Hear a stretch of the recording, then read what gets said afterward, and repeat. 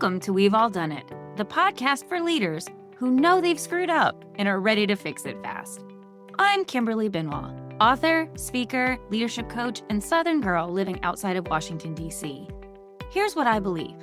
Every leader faces challenges and makes mistakes, but you don't need years of therapy-style coaching to fix them. You need someone to help you figure out what's actually going wrong, make smart adjustments, and get back on track quickly. That's exactly what I do through one-on-one coaching, targeted skill development, and group programs. Every episode of this podcast delivers real talk about common leadership pitfalls, practical strategies for recovery, and no BS guidance to improve how you lead yourself and others every single day. Whether you're here to listen and learn, or ready to work together and make real changes, you are in the right place. Now let's get to today's episode. Happy freaking New Year. How are you doing? I'm glad we made it through 2025. 2025 was a rough one. I don't know about you, but for many people in my life, for myself, 2025 was, shall we say, wild. It was chaos. And I was ready for the year to end. And as I came to the end of the year, I started thinking a lot about what I wanted from 2026. And in the blur of too much food, too much probably alcohol, too much shopping, I did make sure to take some time to shut things down. And I shut down inboxes, kind of did a little bit of a social media detox, which I have to tell you, highly recommend. Highly, highly recommend. Log out of Facebook, log out of Instagram, log out of all of it, and just log out of LinkedIn, logged out of everything.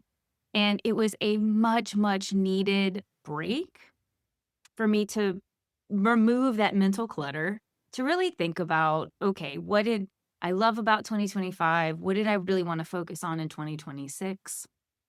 I got some purging done.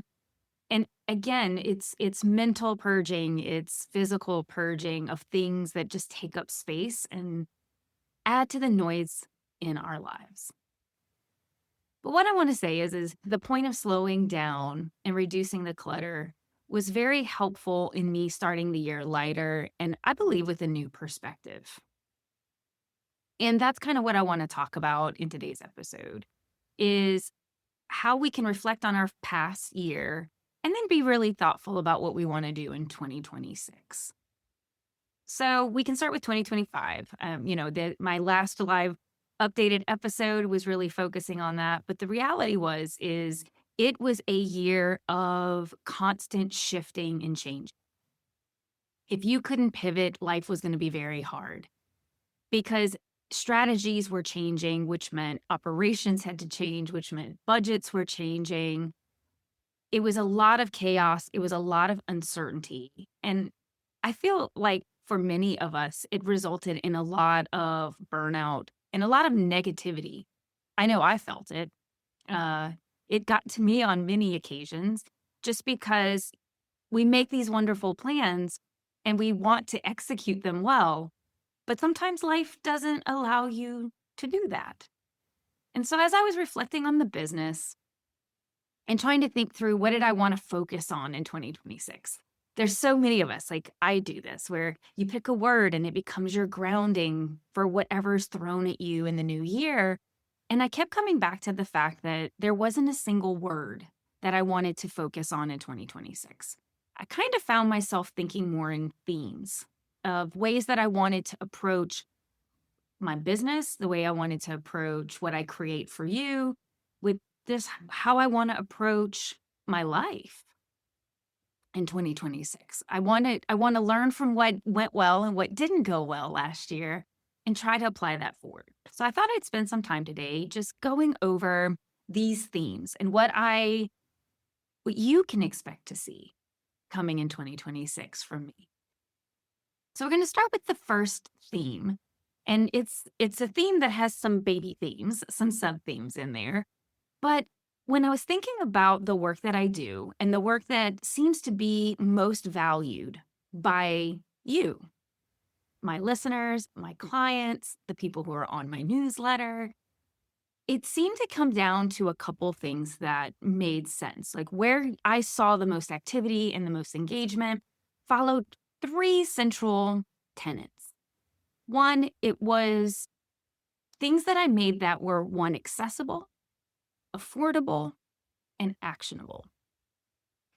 And so as I started really thinking about what I want to do come 2026, like what do I want to offer you in addition to this wonderful podcast, is how can I bring more that fit within that tribe, that pyramid? And in part, that's where the summit idea really, I think, took off. And so I want to break down a little bit. What do I mean by those three things? So we'll start with accessible.